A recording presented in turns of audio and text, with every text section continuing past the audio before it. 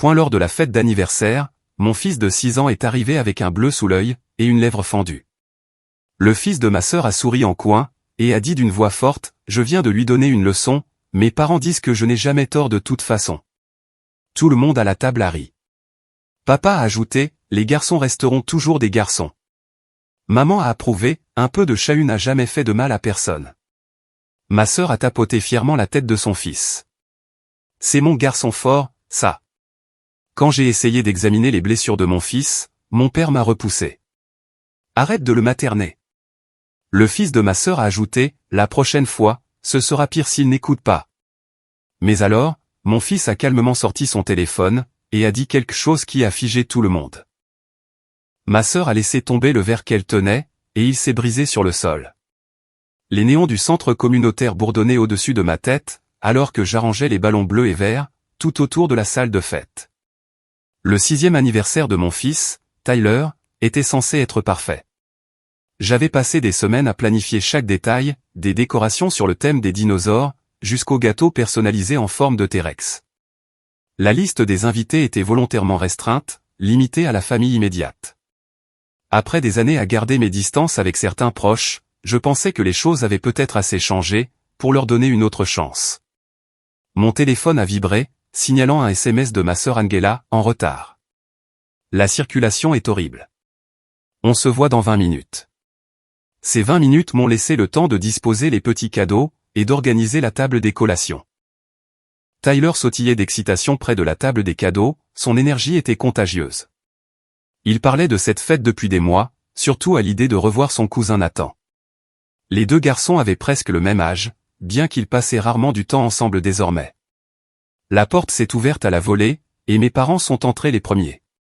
Maman portait un cadeau emballé sous le bras, tandis que papa suivait derrière, regardant déjà sa montre comme s'il avait quelque chose de plus important à faire. Ils ont salué Tyler avec de brèves étreintes, avant de s'installer sur les chaises de la table principale. « Où est Angela ?» a demandé maman, en jetant un coup d'œil dans la pièce. Elle a envoyé un message pour dire qu'elle avait du retard, ai-je répondu, en ajustant une banderole qui s'était détachée. Papa a grogné. Typique. Cette fille n'a jamais été à l'heure pour quoi que ce soit. 15 minutes plus tard, Angela est arrivée avec son mari, Brett, et leur fils, Nathan. Mon neveu est entré avec une sorte d'arrogance qui semblait inhabituelle pour un enfant de 7 ans, le torse bombé comme s'il était le propriétaire des lieux. Angela s'est immédiatement lancée dans des excuses concernant la circulation, bien que j'ai remarqué qu'il s'était arrêté pour prendre un café, vu les gobelets qu'il tenait. « Tyler !» a crié Nathan, se dirigeant droit vers mon fils. Le visage de Tyler s'est illuminé, et il a couru vers son cousin. Les retrouvailles semblaient douces au début. Ils ont disparu dans l'aire de jeu, pendant que les adultes se rassemblaient autour des tables. Je me suis occupé des derniers préparatifs, essayant d'ignorer la boule qui se formait dans mon estomac. Quelque chose dans l'attitude de Nathan avait changé, depuis la dernière fois que je l'avais vu pendant les vacances. 30 minutes après le début de la fête, j'ai appelé tout le monde à se rassembler pour le gâteau et les cadeaux. Tyler est arrivé en courant depuis l'aire de jeu, mais quelque chose n'allait pas. Son œil gauche était enflé, la peau en dessous virant déjà au violet sombre d'un vilain bleu. Sa lèvre inférieure était fendue, une fine ligne de sang visible au coin de sa bouche.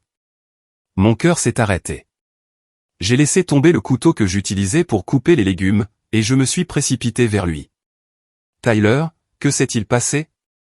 Ma voix est sortie plus tranchante que prévu, la panique inondant mon système. Avant que mon fils ne puisse répondre, Nathan s'est avancé avec un sourire narquois plaqué sur le visage.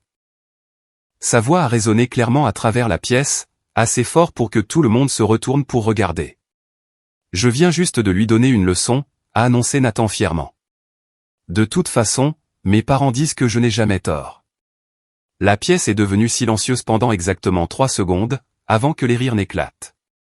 Papa a gloussé le premier, secouant la tête comme si tout cela n'était qu'une bêtise inoffensive d'enfance.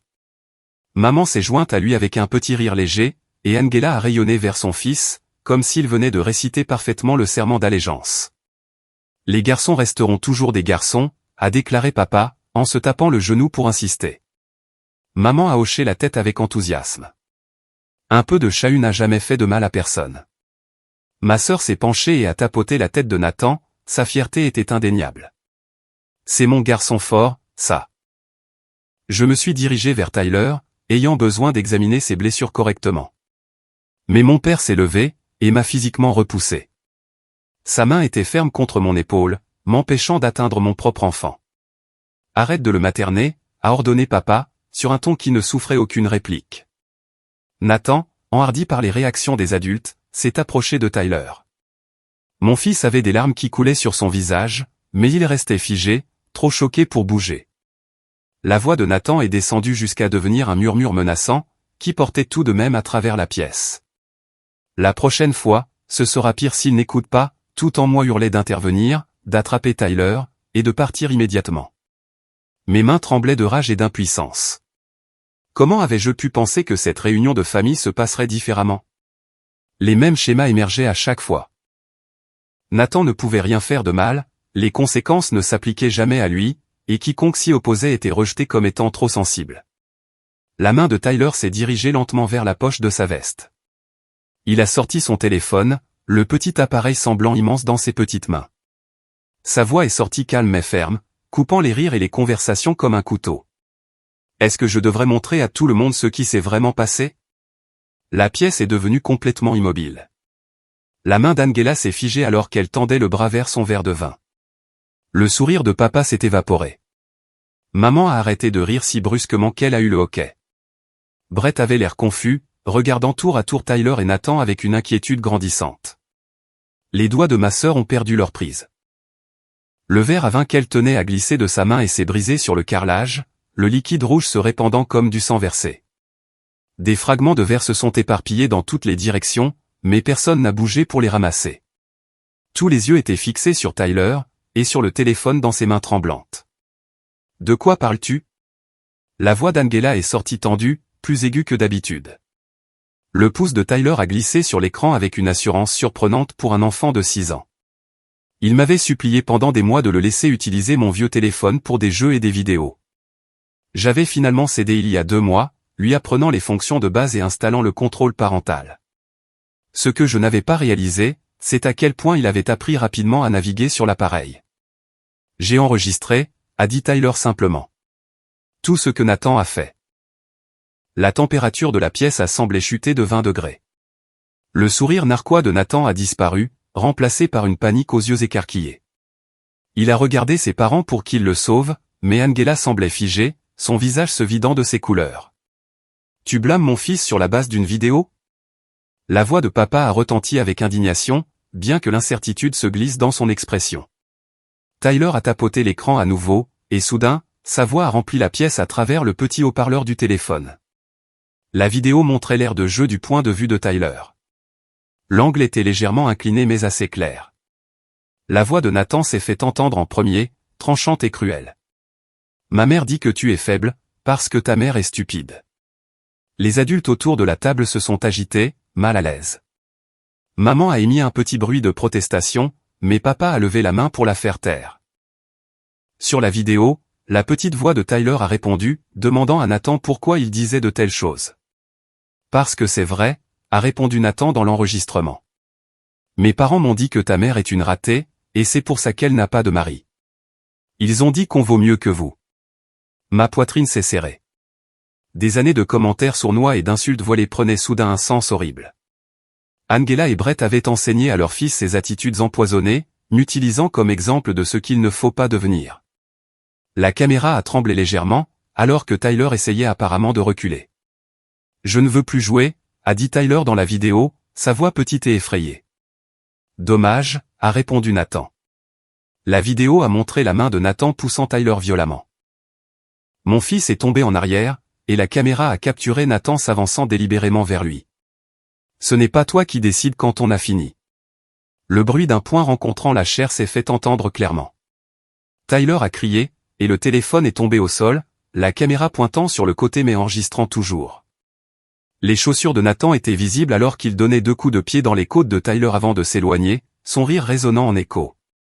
J'ai bougé avant de réfléchir, arrachant le téléphone des mains de Tyler et rembobinant jusqu'au début. Je l'ai joué à nouveau, m'assurant que tout le monde entendait chaque mot, chaque menace, chaque impact. Angela a essayé de parler, mais j'ai monté le volume, noyant ses protestations. C'est de ça que vous riez. Ma voix est sortie froide, contrôlée malgré la fureur qui brûlait dans ma poitrine. C'est ça, les garçons qui sont des garçons? Brett s'est levé, le visage rouge. Cette vidéo ne montre pas le contexte. Nathan avait probablement une bonne raison. Une bonne raison pour agresser un enfant de 6 ans, les jeux interrompus, mon contrôle m'échappant. S'il te plaît, explique-moi quel contexte possible justifie cela. Papa s'est raclé la gorge, tentant de reprendre l'autorité. Bon, calmons-nous tous. Les enfants se bagarrent. Tout ça prend des proportions démesurées. J'ai sorti mon propre téléphone, et j'ai commencé à taper rapidement. J'appelle la police. La pièce a sombré dans le chaos. Angela s'est jetée vers moi, essayant d'attraper mon téléphone, mais j'ai reculé rapidement. Maman a commencé à pleurer, prétendant que je détruisais la famille pour rien. Papa hurlait à propos de ma réaction excessive et des conséquences juridiques. Brett exigeait que j'efface la vidéo immédiatement. « Tu vas gâcher la vie de Nathan pour un malentendu » a hurlé Angela, son calme complètement brisé. « Un malentendu ?» J'ai levé le téléphone de Tyler, rejouant l'agression une fois de plus. « Il n'y a pas de malentendu ici. Ton fils a attaqué le mien, l'a menacé, et tu as encouragé ça. » Nathan s'était retiré dans un coin, essayant de se faire tout petit. Pour la première fois depuis que je le connaissais, il avait l'air sincèrement effrayé. Angela l'a remarqué et a immédiatement changé de tactique, sa voix devenant mielleuse. « S'il te plaît, pense à la famille. On peut régler ça en privé. Tyler va bien, n'est-ce pas, mon chéri ?» Elle a essayé de s'approcher de mon fils, mais je me suis interposé entre eux. « Ne lui parle pas », ai-je dit sèchement. « En fait, restez loin de nous deux. » La police est arrivée en moins de 15 minutes. 2 officiers sont entrés dans le centre communautaire, observant la scène, du verre brisé, des adultes en pleurs, et un petit garçon avec des blessures visibles. J'ai immédiatement remis le téléphone de Tyler aux officiers, expliquant ce qui s'était passé. Ils ont regardé la vidéo 3 fois, leurs expressions devenant plus sombres à chaque visionnage. Angela a d'abord essayé le charme, puis les larmes, puis l'indignation.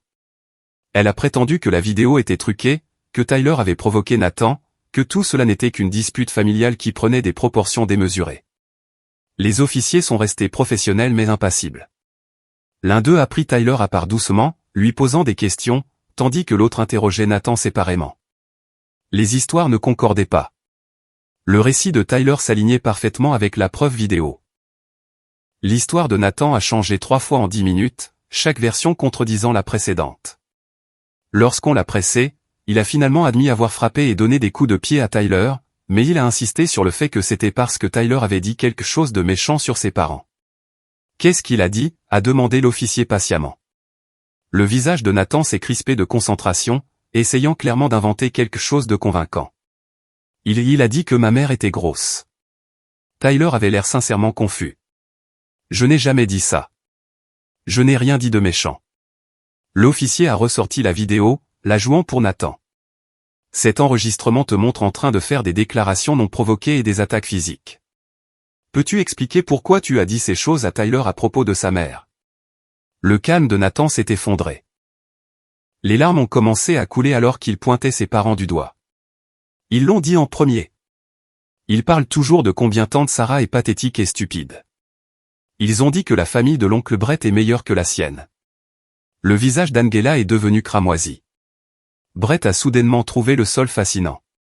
Mes parents ont échangé des regards mal à l'aise, reconnaissant clairement la vérité dans l'explosion de Nathan. Les officiers ont pris les dépositions de toutes les personnes présentes. Papa a essayé de minimiser la situation à plusieurs reprises, insistant sur le fait que c'était un comportement normal pour un enfant. Maman continuait de pleurer sur l'unité familiale et le pardon. Angela oscillait entre défendre Nathan et blâmer tout le monde pour la situation. Madame, s'est adressé un officier directement à moi. Compte tenu des preuves et des blessures de votre fils, vous avez des motifs pour porter plainte. Il s'agirait d'agression sur mineur. Angela a poussé un cri dramatique. Vous ne pouvez pas être sérieux. Il a 7 ans. Assez vieux pour savoir qu'il ne faut pas agresser un autre enfant, a répondu l'officier calmement, surtout avec ce niveau de préméditation et les menaces qui ont suivi. J'ai regardé Tyler, qui tenait un sac de glace contre son œil. La lèvre fendue avait cessé de saigner, mais le bleu semblait pire sous les lumières crues. Mon garçon doux et gentil, qui aimait les dinosaures et les jeux de construction, avait été attaqué par sa famille, puis moqué par les adultes qui étaient censés le protéger. Oui, ai-je dit clairement. Je veux porter plainte. Les retombées ont été immédiates et explosives. Angela s'est lancée dans une tirade sur la trahison et la loyauté familiale. Papa a menacé de me déshériter. Maman m'a supplié de reconsidérer, citant la réputation de la famille et l'avenir de Nathan. Brett restait silencieux, sa bravade précédente complètement dégonflée.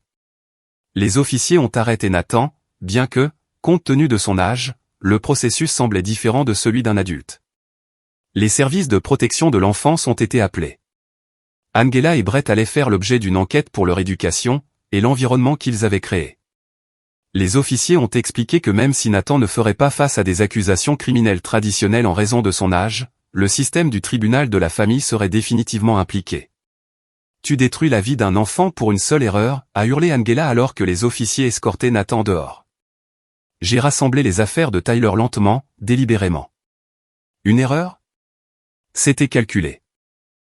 Il savait exactement ce qu'il faisait parce que vous lui avez appris que ce comportement était acceptable. Vous lui avez appris que faire du mal aux autres n'a pas de conséquences.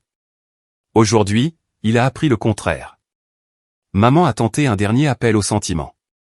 Sarah, s'il te plaît, pense à ce que cela va faire à la famille. Nous pouvons gérer cela nous-mêmes. Faisons aider Nathan. Assurons-nous que cela ne se reproduise plus jamais. Comme vous l'avez géré aujourd'hui. J'ai fait un geste vers les décorations de fête détruites, le gâteau intact, les cadeaux éparpillés. En riant? En l'encourageant? En m'empêchant physiquement d'aider mon enfant blessé? Le visage de papa s'est durci. Si tu vas jusqu'au bout, tu n'es plus la bienvenue dans cette famille. Les mots auraient dû faire plus mal que ça. Au lieu de cela, j'ai ressenti un étrange sentiment de soulagement, comme si un poids que je portais depuis des années s'était soudainement levé. J'ai cessé d'être la bienvenue dans cette famille le jour où vous avez décidé que je valais moins qu'Angela, ai-je répondu doucement. Aujourd'hui n'a fait que rendre ça officiel. Tyler et moi avons quitté le centre communautaire ensemble. Il tenait ma main fermement, grimaçant occasionnellement à cause de ses blessures. Le parking semblait surréaliste dans la lumière du soir des familles normales allant et venant d'autres événements, complètement inconscientes du drame qui venait de se dérouler. Maman, la voix de Tyler était petite. Est-ce que j'ai fait la bonne chose? Je me suis agenouillé à son niveau, prenant soin de ne pas bousculer ses bleus. Tu as fait exactement la bonne chose. Tu t'es protégé de la seule façon que tu pouvais. Je suis tellement fier de toi. Nathan a dit que ses parents lui avaient dit que tu étais stupide, a continué Tyler, ses yeux se remplissant de larmes à nouveau. Mais tu n'es pas stupide. Tu es la personne la plus intelligente que je connaisse. Mes propres larmes ont commencé à couler, chaudes et rapides. Merci, mon bébé. Et tu sais quoi? Quiconque traite les gens de la façon dont ils l'ont fait ne mérite pas d'être écouté. Nous sommes restés assis dans la voiture un long moment, avant que je ne démarre le moteur. Mon téléphone a commencé à vibrer sans cesse avec des appels et des SMS de membres de la famille, chacun exigeant que je reconsidère, menaçant de conséquences, ou lançant des insultes. Je l'ai mis en silencieux et je me suis concentré sur Tyler. Et si on allait manger un vrai dîner, ai-je suggéré. Et ensuite on passera au magasin pour t'acheter un cadeau d'anniversaire que tu veux vraiment. Le visage de Tyler s'est légèrement éclairé malgré les blessures. On peut prendre une glace aussi? Absolument. Le plus gros syndicat qu'ils ont. Cependant, les urgences de l'hôpital ont été notre premier arrêt. Les blessures de Tyler nécessitaient une documentation et un examen approprié. Le personnel a été doux mais minutieux, photographiant chaque bleu et coupure. Le médecin qui l'a examiné a écouté attentivement toute l'histoire, son expression devenant de plus en plus troublée à mesure que j'expliquais. Je suis tenu de signaler cela, a-t-elle dit avec précaution. Mais il semble que vous ayez déjà impliqué les autorités. Je l'ai fait, ai-je confirmé. Ils ont pris des dépositions et la preuve vidéo. Elle a hoché la tête avec approbation. Bien. Trop de parents essaient de balayer ce genre de choses sous le tapis, surtout quand c'est la famille. Elle m'a remis des instructions de soins pour les blessures de Tyler, et une recommandation pour un pédopsychiatre. Il pourrait avoir besoin de parler à quelqu'un de tout ça. Les traumatismes causés par des membres de la famille peuvent être particulièrement difficiles à traiter. Nous sommes finalement arrivés à un dîner vers 20 heures. Tyler a commandé des pancakes aux pépites de chocolat pour le dîner, et je ne m'y suis pas opposé. Il méritait quelque chose de bon après le cauchemar de son anniversaire. Nous avons mangé lentement, parlant de ses dinosaures préférés et du nouveau jeu vidéo qu'il voulait. Mon téléphone continuait de vibrer. Je l'ai finalement vérifié pendant que Tyler jouait avec un jouet que la serveuse lui avait apporté. 73 messages, la plupart de membres de la famille. Les SMS d'Angela sont passés des supplications aux menaces, puis aux insultes en l'espace de 30 minutes. Maman continuait d'envoyer des paragraphes sur le pardon familial et le fait d'aller de l'avant. Les messages de papa étaient brefs et cinglants, chacun plus méprisant que le précédent. Un SMS est sorti du lot, cependant. Il venait de ma tante Loretta, la sœur de maman, que je voyais rarement. J'ai entendu ce qui s'est passé. J'ai toujours su que l'éducation d'Angela était toxique. Tu as fait la bonne chose en protégeant Tyler. Si tu as besoin de quoi que ce soit, appelle-moi. Ce soutien semblait étrange et merveilleux. Je m'étais tellement habitué à être le bouc émissaire de la famille, que la validation me semblait étrangère. La procédure judiciaire a avancé plus vite que je ne l'avais prévu. Les services de protection de l'enfance ont ouvert une enquête sur l'environnement familial d'Angela et Brett dans les 48 heures. Nathan a été temporairement placé chez mes parents pendant que l'enquête suivait son cours, une décision qui m'a rendu profondément mal à l'aise étant donné leur comportement complice. Mon avocate, Rebecca Walsh, était une spécialiste du droit de la famille et de la défense des enfants. Elle a jeté un coup d'œil à la preuve vidéo de Tyler et à la documentation médicale, et m'a assuré que nous avions un dossier incroyablement solide. C'est une agression caractérisée, a expliqué Rebecca lors de notre première réunion. La preuve vidéo est accablante, les blessures sont documentées, et les déclarations menaçantes qui ont suivi montrent l'intention et l'absence de remords. Le fait que les adultes présents aient ri et encouragé le comportement rend cela encore pire. Qu'est-ce qui va arriver à Nathan, ai-je demandé, sincèrement curieuse, malgré ma colère. Rebecca s'est adossée à sa chaise. Compte tenu de son âge, il ne fera pas face à des accusations criminelles au sens traditionnel. Cependant, le tribunal de la famille exigera probablement une thérapie, peut-être des programmes de gestion de la colère, et certainement une éducation parentale pour Angela et Brett. Les services sociaux pourraient exiger des visites supervisées entre Nathan et ses parents, jusqu'à ce qu'ils remplissent certaines conditions. Et s'ils ne s'y conforment pas, alors Nathan pourrait être placé en famille d'accueil ou chez d'autres proches. Rebecca a fait une pause, choisissant ses mots avec soin. Je sais qu'il a blessé Tyler, mais c'est aussi une victime ici. Ses parents ont créé cette situation en lui enseignant ses comportements et ses attitudes.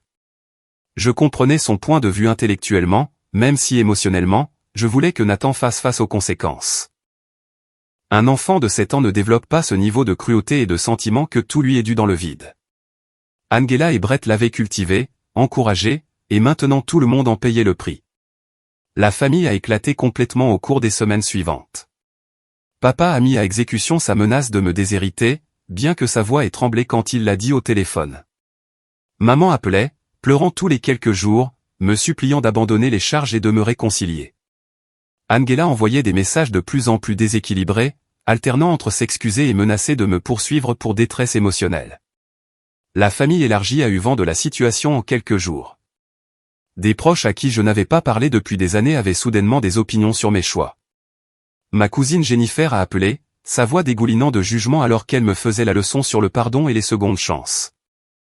Elle prétendait que j'étais vindicative, utilisant les blessures de Tyler comme excuse pour blesser Angela. Nathan n'est qu'un enfant, a insisté Jennifer. Les enfants font des erreurs. Tu vas lui donner un casier judiciaire pour un comportement de cour de récréation. J'ai écouté son discours répété, reconnaissant les arguments de maman intégrés tout du long. Quand elle a finalement fait une pause pour respirer, j'ai répondu avec un calme mesuré. Est-ce que maman t'a montré la vidéo de Nathan frappant Tyler tout en le menaçant? Est-ce qu'elle a mentionné que chaque adulte dans cette pièce a ri et encouragé cela? Le silence s'est étiré au bout du fil. Jennifer a balbutié quelque chose sur le fait de ne pas connaître tous les détails, avant de mettre fin rapidement à l'appel. Elle ne m'a plus jamais contacté. Mon oncle Howard, le frère aîné de maman, a adopté une approche différente. Il s'est présenté à mon appartement à l'improviste 3 semaines après l'incident, l'expression grave. J'ai envisagé de ne pas ouvrir la porte, mais Tyler était chez un ami, et la curiosité l'a emporté. J'ai besoin de comprendre ce qui s'est passé, a dit Howard sans préambule. Ta mère est dévastée. Angela est en train de s'effondrer. La famille est dans le chaos. Je l'ai invité à entrer et j'ai passé la vidéo sans commentaire. Howard a regardé dans un silence complet, son visage devenant plus pâle à chaque seconde. Quand cela s'est terminé, il s'est assis lourdement sur mon canapé et a mis sa tête dans ses mains. Je n'en avais aucune idée, a-t-il chuchoté. Maman m'a dit que tu avais réagi de manière excessive à des trucs normaux de gamin. Elle a dit que tu étais dramatique et vindicative. Elle protège son enfant chéri, ai-je répondu. Le même schéma qui existe depuis toute ma vie. Angela fait quelque chose de terrible et tout le monde lui trouve des excuses. Je m'y oppose et soudain, c'est moi le problème. Howard a hoché la tête lentement, la compréhension se faisant jour dans ses yeux. Je me souviens quand vous étiez enfant. Angela pouvait s'en tirer avec n'importe quoi. On te tenait toujours à des normes impossibles. Il m'a regardé, un regret sincère dans son expression. J'aurais dû dire quelque chose à l'époque. Nous aurions tous dû. Sa validation a signifié plus que je ne l'espérais. Quelqu'un de la famille reconnaissait enfin le dysfonctionnement, au lieu de prétendre que tout était normal. Howard est devenu un allié improbable, s'interposant avec d'autres proches qui voulaient me faire pression pour abandonner les charges. La famille de Brett a pris contact, étonnamment. Ses parents ont appelé pour s'excuser du comportement de leur fils et de l'influence d'Angela.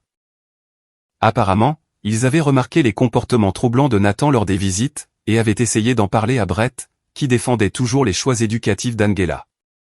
Nous avons essayé de lui dire que ce garçon avait besoin de structure et de conséquences, a expliqué le père de Brett autour d'un café un après-midi. Mais Angela a convaincu Brett que toute discipline nuirait à l'estime de soi de Nathan. Regardez où cela les a menés. Le centre communautaire a remboursé ma caution, et a envoyé des excuses formelles pour l'incident survenu dans leur propriété. L'école de Tyler a été informée de la situation, au cas où Nathan essaierait de le contacter ou s'il y avait des retombées là-bas.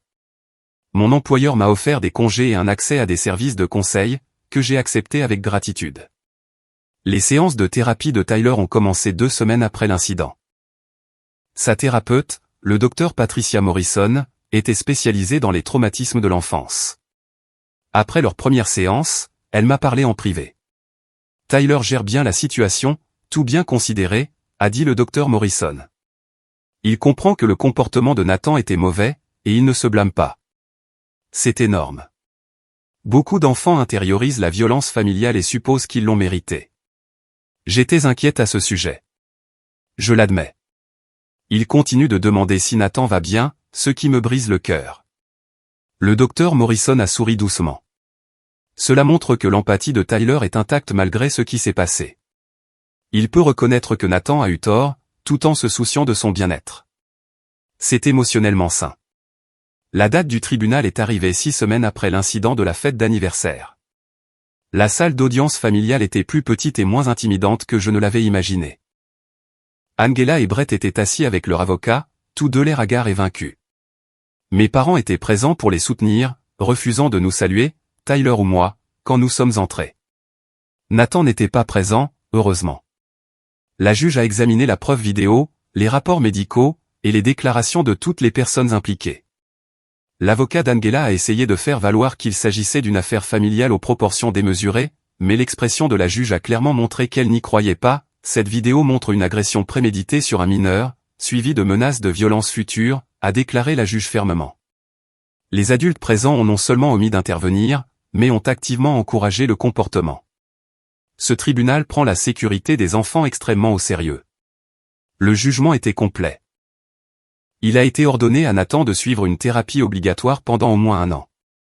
Angela et Brett ont été tenus de suivre des cours de parentalité et une thérapie familiale. Leur visite avec Nathan serait supervisée pendant 6 mois, avec une prolongation possible basée sur les rapports des évaluateurs. De plus, ils ont été condamnés à payer tous les frais médicaux et de thérapie de Tyler. Une ordonnance restrictive a été émise, interdisant à Nathan de s'approcher à moins de 150 mètres de Tyler. Cela signifiait que Nathan devrait changer d'école, puisqu'il fréquentait la même école primaire que Tyler. Angela a sangloté ouvertement à ce détail, prétendant que nous ruinions l'éducation de Nathan. L'éducation de votre fils continuera, a répondu la juge froidement. Juste pas à l'école où il peut avoir accès à sa victime. La juge s'est également adressée directement à mes parents, ce qui a surpris tout le monde. Apparemment, leur déclaration à la police qualifiant l'incident d'inoffensif avait alerté les services sociaux. Les grands-parents qui permettent un comportement abusif et empêchent les parents de protéger leurs enfants peuvent perdre leur droit de visite, a averti la juge. Je vous suggère de reconsidérer vos priorités, et de quel côté vous êtes vraiment. Le visage de papa est devenu violet de rage, mais maman lui a saisi le bras avant qu'il ne puisse parler. Ils ont quitté la salle d'audience sans un mot, le dos rigide de colère. Dehors, Rebecca m'a félicité. Ça s'est mieux passé que prévu. La juge aurait pu être plus clémente avec eux, mais elle a clairement vu à travers la manipulation. Je me sentais épuisée plutôt que triomphante. Je veux juste que Tyler soit en sécurité et heureux. Il le sera, m'a assuré Rebecca. Tu as tout fait correctement. Tu l'as protégé, tu as tout documenté, et tu es allé jusqu'au bout malgré la pression familiale. La plupart des parents cèdent quand la famille s'en mêle. Tante Loretta a appelé ce soir-là pour prendre des nouvelles. Elle avait été une source constante de soutien tout au long de l'épreuve, offrant à la fois une aide pratique et une validation émotionnelle. Au fil du temps, elle a comblé les lacunes sur la dynamique familiale que je n'avais jamais complètement comprise. Ton père a toujours favorisé Angela, a expliqué Loretta lors d'une de nos conversations. Elle était l'enfant chéri qui ne pouvait rien faire de mal. On attendait de toi que tu sois reconnaissante pour les miettes d'attention que tu recevais. Quand tu as commencé à réussir par toi-même, cela a menacé leur récit. Quel récit? Celui selon lequel tu avais besoin d'eux pour survivre. Que sans l'approbation de la famille, tu échouerais et reviendrais en rampant, Loretta a fait une pause. Le fait que tu leur prouves le contraire en construisant une belle vie de manière indépendante était impardonnable à leurs yeux. Les pièces du puzzle se sont mises en place. Mon succès en tant que mère célibataire, mon emploi stable, ma capacité à subvenir aux besoins de Tyler sans aide familiale, tout cela remettait en question l'histoire qu'il s'était racontée sur mon incompétence. Tyler s'est remarquablement bien adapté, au cours des mois suivants. Ses blessures physiques ont guéri en quelques semaines, mais la guérison émotionnelle a pris plus de temps. Le docteur Morrison a travaillé avec lui sur le traitement de la trahison des membres de la famille, et sur la compréhension qu'il méritait protection et respect. Tyler m'a dit quelque chose d'intéressant aujourd'hui, a mentionné le docteur Morrison lors d'un de nos points. Il a dit qu'il avait enregistré Nathan parce qu'il savait que personne ne le croirait autrement. Cela montre une prévoyance remarquable pour un enfant de 6 ans. Ma poitrine s'est serrée. Il ne devrait pas avoir à penser de cette façon. Non, il ne devrait pas, a convenu le docteur Morrison, mais il a appris par expérience que sa parole n'avait pas de valeur pour certains membres de la famille. L'enregistrement lui a donné une preuve qu'il ne pouvait pas rejeter. C'est triste, mais aussi valorisant. La thérapie obligatoire d'Angela ne se passait apparemment pas bien, selon les nouvelles des parents de Brett. Elle refusait d'accepter la responsabilité du comportement de Nathan, me blâmant à la place pour avoir traumatisé son fils en portant plainte. Les rapports du thérapeute au tribunal reflétaient ce manque de progrès. 3 mois après le début du mandat de thérapie, le comportement d'Angela a dangereusement escaladé. Elle a créé un faux compte sur les réseaux sociaux et a commencé à poster sur la situation, se peignant comme la victime d'une sœur vindicative. Les publications étaient soigneusement formulées pour éviter de nommer directement qui que ce soit, mais les gens qui connaissaient notre famille ont reconnu l'histoire immédiatement. Les publications ont gagné du terrain dans certains groupes de parents en ligne. Des inconnus qui ne savaient rien de la situation réelle se sont ralliés à Angela, me condamnant comme un monstre sans cœur qui détruisait la vie d'un enfant. Des captures d'écran de commentaires particulièrement vicieux ont trouvé leur chemin jusqu'à ma boîte de réception, envoyées par des comptes anonymes que je soupçonnais appartenir à Angela. Rebecca a conseillé de tout documenter. Nous avons compilé les publications, les commentaires, et les preuves reliant les comptes à Angela. Lorsque nous avons présenté cela au tribunal lors de l'audience suivante, la réaction de la juge a été rapide et sévère. Créer des campagnes en ligne pour harceler et diffamer la mère de la victime viole l'esprit des ordonnances de ce tribunal, a déclaré la juge, sa voix froide de désapprobation. Cela démontre un modèle continu de comportement manipulateur et nuisible. Les visites supervisées d'Angela ont été réduites de 2 fois par semaine à 1 fois par semaine. Son avocat a objecté vigoureusement, mais les preuves étaient irréfutables. Angela avait utilisé les réseaux sociaux comme une arme pour continuer son attaque, alors que le contact direct était interdit. Le harcèlement en ligne a cessé immédiatement après cette audience, les comptes devenant silencieux du jour au lendemain. Mais les dégâts ont persisté. Des inconnus qui croyaient la version d'Angela ont continué d'envoyer des messages haineux sporadiquement. J'ai fini par supprimer entièrement mes comptes de réseaux sociaux, privilégiant la paix à la connectivité. Tyler a posé des questions sur la situation en ligne une fois, ayant entendu une conversation avec Rebecca au téléphone. Je lui ai expliqué avec des termes adaptés à son âge, présentant cela comme « certaines personnes ne comprenant pas toute l'histoire ». « Est-ce qu'ils savent que Nathan m'a fait mal ?» a demandé Tyler, la confusion claire dans sa voix. « Non, mon cœur. Ils n'ont entendu qu'un seul côté, et ce côté n'était pas véridique. » Il a assimilé cela calmement avant de répondre avec une sagesse qui m'a stupéfaite. « Alors ils ne sont pas vraiment en colère contre toi. Ils sont en colère contre une histoire qui n'est pas réelle. » Sa perspicacité allait droit au cœur du problème. Angela avait élaboré un récit qui ressemblait peu à la réalité, et les gens réagissaient à cette fiction plutôt qu'aux faits documentés. C'était une leçon précieuse sur la vérité, la perception, et l'importance des preuves. Brett, étonnamment, semblait sincèrement plein de remords. Il a tendu la main par l'intermédiaire de ses parents, demandant s'il y avait un chemin vers la réconciliation. J'ai décliné. Bien que j'apprécie son apparent changement de cœur, les dégâts étaient trop profonds.